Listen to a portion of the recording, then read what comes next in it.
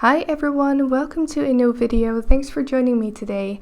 Today I have a different type of video for you because it's going to be a review and I'm going to do a digital drawing of a horse. It will be an anatomy study, so I will walk you through the process of drawing the horse, and I will also tell you about this tablet which I have been sent by XP Pen. So this is the XP Pen Artist Display 24 Pro, which is a 23.8 inch pen display, and it has a 2K screen. So I've been sent this. I'm not paid for this video, but I've been sent it to try out, and I will in this video, and I will give you my opinion on it. So let's get started. So as I said, it is a 2K screen. So that is 1440p by 2560, if I'm right. Yeah, I'm right. So very nice quality of this screen. I have worked with an XP Pen tablet for the past 2 years. That was the 22 HD. So it was a 22 inch with 1080p pixels. So just a full HD. And I wanted to know if this new tablet would be a large improvement on that one. So really excited to try this out, and I already did some drawing on it. Right now you can see that I've started an Arabian horse, which I messed up, so I deleted that when I was finished, and then I started with a new horse drawing. But during this Arabian I will talk you through the pen tablet features and the pros and cons that I found. So the two biggest pros I found are, of course, the resolution, which is a big improvement compared to the full HD, and also the experience of the drawing experience, which is also quite important, of course. So this one, on this tablet, it feels a lot more natural to draw, as the distance between the stylus and the actual line you're drawing is smaller compared to the older tablets I've tried. I felt like I could immediately draw very flowy, natural lines, and I didn't have that on the previous tablets. So definitely a big improvement right from the start when I tried this out for the first time. I haven't found any cons yet about the drawing experience itself. Also a big improvement compared to what I'm used to are the buttons on the left and the right side, shortcut buttons. So very nice as well. There's also a wheel on both sides which you can use to zoom in and out with. It works quite smooth, but not as smooth as I would want to maybe. So I will put in a little clip of me using it. So it could have been a bit smoother zooming in and out, but maybe that's my computer, I'm not sure. So this is actually a tablet that you plug into your PC, and then you can use it. You can draw on it, you can watch YouTube on it, which I do a lot as well. So you can basically use it as a second monitor. So there is one con that I found about this tablet, and that is actually the stand. So the stand on the back side, which is a bit wobbly for my liking. It is less stable than my previous tablet, so that's a con. When you place it and you don't move it around too much, it is stable, so you can add quite a lot of pressure on the stylus and the tablet won't fall over. But when you want to change the angle of the screen, you can change it, but it doesn't feel as stable as I would want to.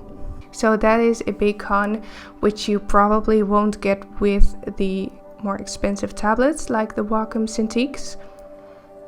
But for this price, I found that this is a super nice tablet with nice features, a good stylus without a battery, so you don't need to charge it all the time, which is also a nice thing. So I'm very happy with it. It is definitely a large improvement compared to my XP Pen 22 HD. So I have a link to this tablet in the description below. You can check it out. It's available to order now. and yeah, I'm very happy with it. So definitely I recommend if you are a hobbyist. For a professional, definitely usable as well. If you have the budget and you have more to spend, you can go with the Wacom Cintiq, but this one really nice for starting digital artist or a professional. So yeah, that is my opinion on this tablet. I really like it, and I will keep on using it for the upcoming years, definitely. So onto the actual drawing I made. So I did a drawing of an Arabian horse first, which I messed up, so I deleted it. And then I moved on to doing another horse, which I'm not sure actually which breed this is. It looks like a Clydesdale, but I'm not sure. So it looks like a draft horse. So I started off with the head. I always start off with the head. By the way, I'm using Photoshop. So starting off with the head, I made sure to put down a neutral background color first, so a gray background color, so I could use both the black shadows and the really light highlights, which would show up nicely as well. So I did that first, and then I started sketching out the horse. I start with the head. I kept the shapes pretty simple, but I did make sure to put in all the most important muscles. So when I do the anatomy to start with, I make sure that the head fits inside the width of the shoulders. So you can measure that, or just do it with your fingers. Just see if the head fits into the shoulder. And if it doesn't, if it's way too small, the head is too small, so you should enlarge the head. If it's a lot larger than the shoulder, then the head is way too large. So of course each horse is different, but the head should fit into the shoulder almost always. So I make sure to measure that, and then I move on to the butt, and for the butt I draw an oval, not any legs yet, but just an oval connected to the top of the butt. And then I do the belly. So I draw the belly right away, starting from the knee area all the way towards the breast. So I ignore the legs completely. So I first make sure to have the butt the right size and the belly the right size, and make sure that it connects with the breast area. And then I move on with the legs. So the legs are always a difficult point when you start drawing horses. So look at the shapes of the legs and the muscles that are in there. Also make sure to have the right amount of joints in there. So you have the elbow right at the start, at the top of the leg. Then in the center you have the knee, and then the lower joint. So the lowest joint on the leg is the wrist on the front legs, and then you have the hoofs. And then for the back leg is basically the same. You have the knee, and then the ankle, or the hock, I think that's what you call it. So you have the knee coming forwards, then the hock going backwards. If you'd like a more detailed video about horse anatomy, let me know.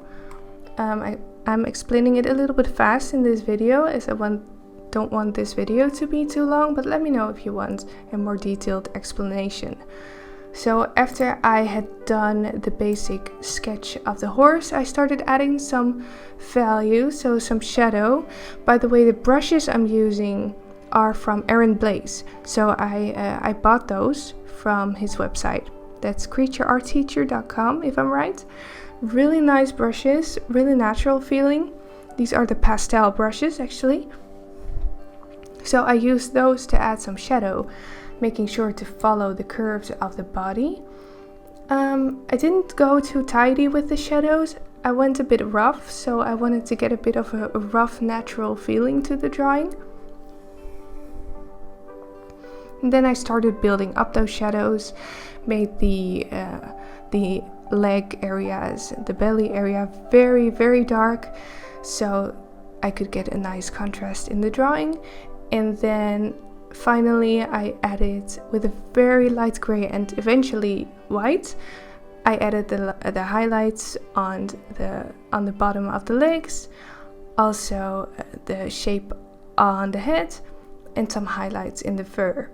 And I've spent about 40 minutes on this drawing, so I like how it turned out. It was an anatomy study, but it looks nice. The anatomy looks correct, and the values are nice too, so I was happy with this drawing. So let me know what you think of this drawing, and let me know if you've tried digital art before or if you're planning on trying it. I would love to know. It's very fun, very different from drawing on paper, but really nice to try out, as you can do so many different things with it. So yeah, that concludes my video for today. There's a link in the description for the tablet if you want to try it out. And then I want to thank you very much for watching, and I'll see you in the next video, which will be a usual traditional drawing again. So thanks for watching, and I'll see you next time. Bye guys!